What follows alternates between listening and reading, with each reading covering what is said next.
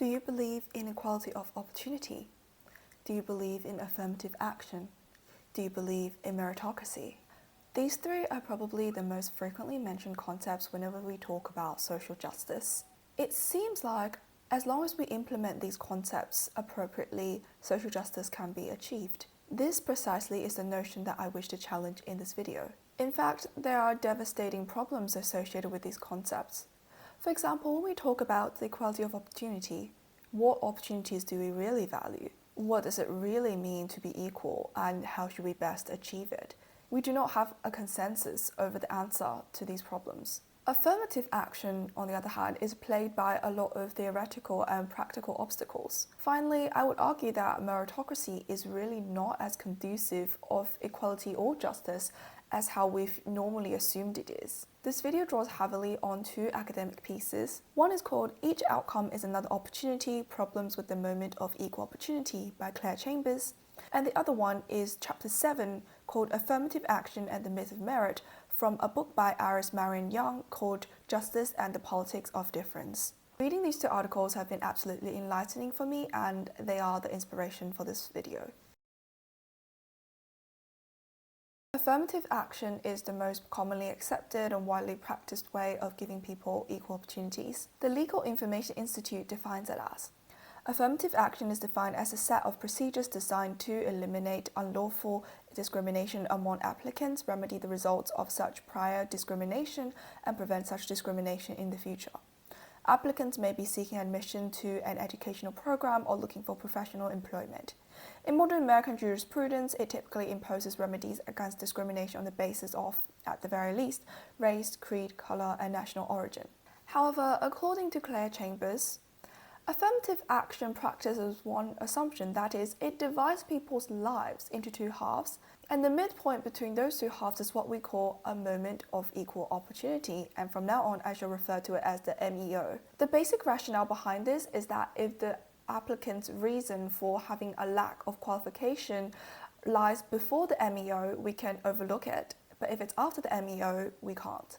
As a clarification, I'm using the word qualification to include everything that admissions at a company or university would consider. It ranges all the way from hard credentials such as academic results to soft skills such as good people skills. Chambers use the word social endowments to designate any asset that can give an applicant an advantage in securing a position which is unrelated to the applicant's own talent or effort. Examples can include alumni connection at a prestigious university, and this is most widely practiced in the US, or having had private tutoring throughout high school.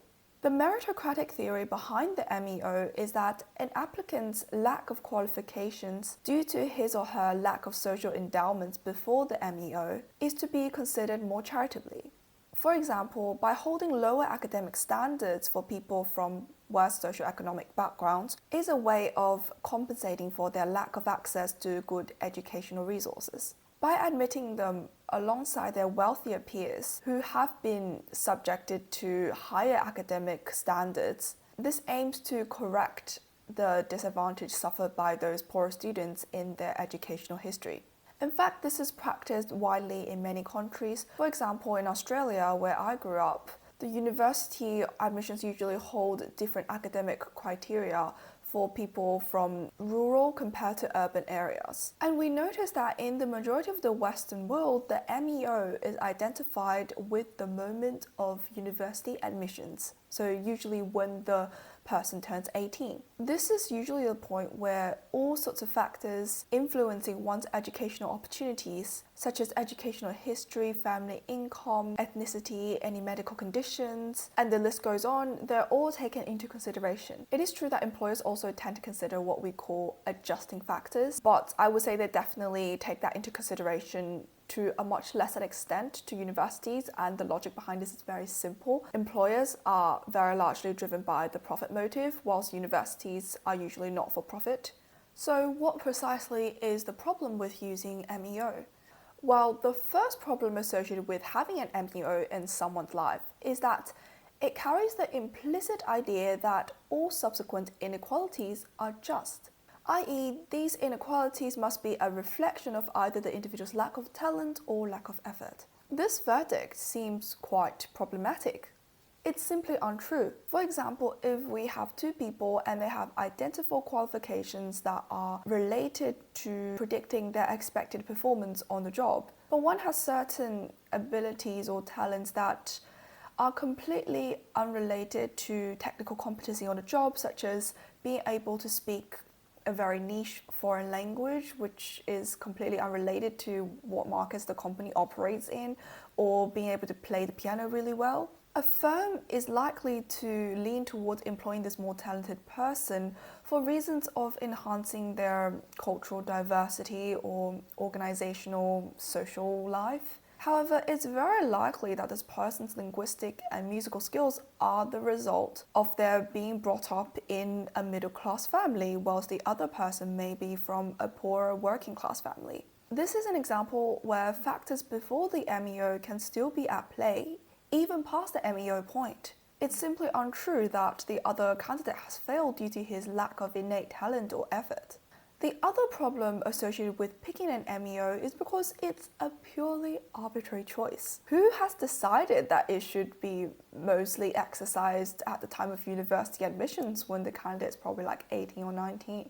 Policymakers justify this with the fact that people's pre-adult life is very largely outside of their control. They couldn't really do anything to change their disadvantaged circumstances, even if they wanted to, by nature of their being young. However, this seems to relegate the person before university to one of a passive agent. And this drastically reduces the sense of responsibility that they in fact do take and should take for their actions. In real life, a lot of people make important life-changing decisions before they're 18. They should not be told that they really have no responsibility for their lives before 18. Suppose we try to circumvent the abortive critiques by implementing MEO multiple times throughout a person's life. Would it be a viable solution? Unfortunately, this is simply logistically impossible to implement, not just because it's too hard, but also because it is detrimental to efficiency. Can you imagine a firm that takes into account whatever high school this person went to when making promotional decisions? Firms are already very much under fire for taking race and gender quotas into account when promoting senior positions. They're accused of promoting people not on the basis of their real abilities in bringing back profits for the firm, but because they have to fill some quota. I'm not saying that we shouldn't have race and gender quotas. I do think it does promote workplace equality in a sense, but I'm just using it as an example of a sort of affirmative, non-fully merit-based policy that is always under fire, as to show that it is rather unrealistic for this sort of affirmative action to be pushed further when it comes to seniority promotions. It's almost practically impossible to implement MEO past that point of university admissions because our profit-driven capitalist society simply would not allow it. We seem to be in an irreconcilable dilemma here. Is there a way out? Chambers preliminarily considers one solution. So this is what she calls the hybrid approach, where affirmative action promoting equality of opportunity is implemented up to the MEO, but any subsequent inequalities can be rectified via other means, such as income tax redistribution. Whilst this solution can be helpful to a certain extent, it is actually not fully satisfactory, as she also notes in her article. The thing is, what will satisfy most people in the deepest, most fundamental sense is not more money via redistribution, but what they want is the redistribution of respectable social positions. In fact, I personally think equality should be much more than just redistributing money and resources, but redistributing respect amongst people, i.e. what should be distributed equally are positions of social respect. As discussed earlier, affirmative action suffers from either theoretical or practical problems associated with implementing the MEO. This shows that we're inevitably in a conundrum when we attempt to redistribute resources and opportunities. Hence, I think a better solution would be to redistribute social respect itself as a good and a means of promoting equality, and this is what I go on to address in the second section. According to Iris Marion Young, social injustice should not be understood purely in terms of unequal distribution. but rather in terms of oppression and domination suffered by certain groups at the hands of other groups. She exposes a sort of hypocrisy behind advocates of so-called equality of opportunity. What people tend to call equality of opportunity is in fact a hierarchical distribution of labor on the basis of what people call merit. And the notion here that she challenges is this thing called merit. The fact is, we do not have any objective value-neutral standards against which we assess merit. Young writes, the merit principle holds that positions should be awarded to the most qualified individuals, that is, to those who have the greatest aptitude and skill for performing the tasks those positions require. So it implicitly assumes a division of labor as just when no group can receive a privileged position by birth or by right, or by virtue of arbitrary characteristics such as race or gender. James Fishkin adds that the merit principle entails widespread procedural fairness in the evaluation of qualifications for positions. Young further defines qualifications as criteria that are job-related in that they fairly can be interpreted as indicators of competence or motivation for an individual's performance in a given position.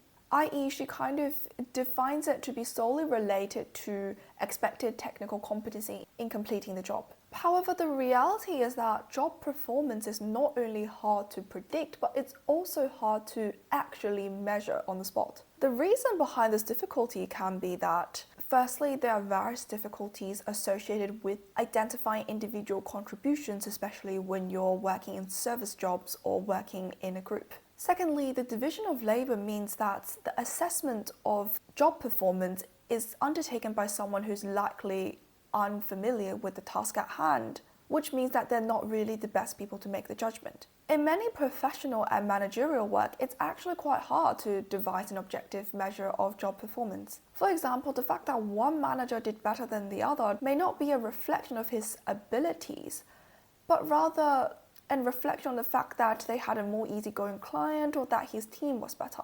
The fact that a lawyer won more cases than another may not be a reflection of his professional abilities either. He may have just picked cases where the argument was already much stronger on the side of his client. Most organizations, they do not admit to this uncertainty in measuring job performance. If they do, the entire process of hiring and promoting people will start to seem a lot less meritocratic. So instead, they act as if performance can be measured and can be predicted via certain standardized criteria that a lot of firms use across the board. For example, your academic grades, your score on certain psychometric testing, your reaction to specific common interview questions such as, we all know those situational questions like, tell us about a time when you worked in a team, tell us about a time when you were resilient. However, the problem is standardized tests are not really standard or objective tests.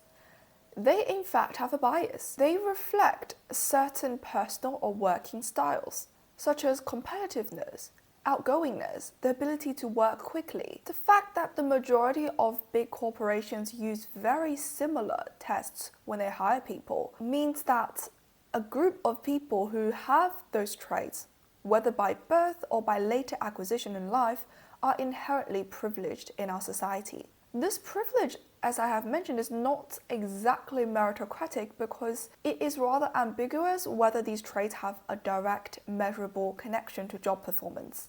It's more like the people in power have arbitrarily decided that we use these traits to recruit people, and look, our company is doing well. So this must be proof that people with these traits make our company do well. This reasoning is very crude, to be honest. In fact, Foucault famously wrote, "The examination establishes over individuals a visibility through which one differentiates them and judges them. In it are combined the ceremony of power and the form of the experiment, the deployment of force and the establishment of truth. At the heart of the procedure of discipline, it manifests the subjection of those who are perceived as objects and objectification of those who are subjected." Young also summarizes, "A class of powerful people establishes normative criteria, some of which have the function of affirming its own power and reinforcing the organizational system that makes it possible. In essence, most of the time, what we perceive as meritocratic isn't really meritocratic. This also goes back to what Young has been arguing earlier, that the so-called meritocratic regimes are not really promoting equality, but rather establishing a hierarchy amongst people based on what traits they possess. Because people's traits directly relate to what jobs they're likely to get. And in our society, unless you're born to really rich upper-class parents, the biggest signifier of your social status is your job. Okay, let's take a step back. Like, what if some people can really prove a direct correlation of certain traits to job performance? Even if this is the case, I would argue that it's still not sufficient to draw the link between meritocracy and equality or fairness or justice. In fact, look at the word meritocracy itself. This is the Google definition. So it can be understood as government or the holding of power by people selected according to merit, a society governed by people selected according to merit, a ruling or influential class of educated or able people. Notice how the definition heavily draws on concepts such as governance or ruling class. We see that it still fundamentally is a form of social hierarchy. It is no different from, say, another form of social hierarchy, what we call aristocracy. It's simply that the governing class is established on the basis of so-called merit rather than birth. What qualifies as merit then, as I have discussed, is often just a result of the selective fabrication of the ruling class, who wishes to perpetuate their power. Suppose there are people who are born with these traits, or that they acquire these traits by means of being educated with the resources of their family. These traits make them perform well in certain prestigious jobs, or that these traits give them admission into prestigious jobs and thus they are lifted into the ruling class. Is this really fair? Privileging people who are born with certain traits or have acquired these traits via their educational opportunities is no less arbitrary than privileging people based on their birth. In both cases, what qualifies as merit or what qualifies as aristocratic birth is a fabrication by the ruling class. A relationship of domination and oppression still exists. Hence, meritocracy cannot and should not be equated to fairness or justice as many have simplistically assumed. A plausible solution to this problem lies in what I have mentioned earlier, a distribution of social respect rather than occupational positions. As long as we view different occupations via hierarchical lenses, people are always going to be unequal. People are always going to be looked up upon or looked down upon based on whatever job they work in. Relationships of domination and oppression are going to continue to exist. If we work on our perception of different occupations so that they're not divided into the privileged or the not privileged, then people are likely to all get their fair share of social respect. I think this movement must also be inevitably accompanied by the narrowing of pay gaps between different occupations. I know that this is a very idealistic solution because society has, in essence, basically always been hierarchical. People may say that's just the way that society is, human nature is, or that the smooth functioning of a society requires that some people take charge of other people. We can't all be our own bosses, otherwise society would fall into chaos. There's no social order. But I would say it's not a necessity that someone in a managerial position has to be perceived as an inherently superior person. They may simply be viewed as someone who's taking on more responsibility. I understand that this change in perspective is extremely difficult to come about, but I think it's worth, as a first step from our own limited perspectives, to begin to look at the world this way ourselves. Thank you for watching this video, and I would love to hear any one of your comments on this topic or any ideas on how you think the concept of equality or justice should be achieved. Don't forget to like and subscribe if you enjoyed this video.